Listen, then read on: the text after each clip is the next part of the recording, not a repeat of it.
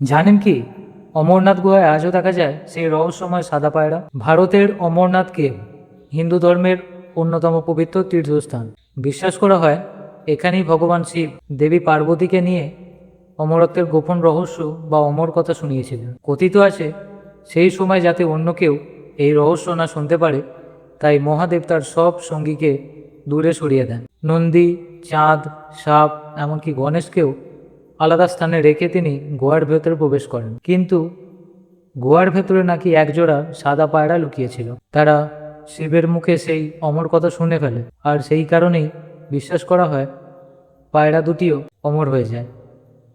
আজও বহু তীর্থযাত্রী দাবি করেন দুর্গম পাহাড়, বরফ আর প্রবল ঠান্ডার মধ্যেও তারা সেই রহস্যময় সাদা জোড়া পায়রা দেখতে পান। বিজ্ঞানের চোখে অসম্ভব হলেও ভক্তদের কাছে এটি মহাদেবের অলৌকিক লীলা। হর হর মহাদেব।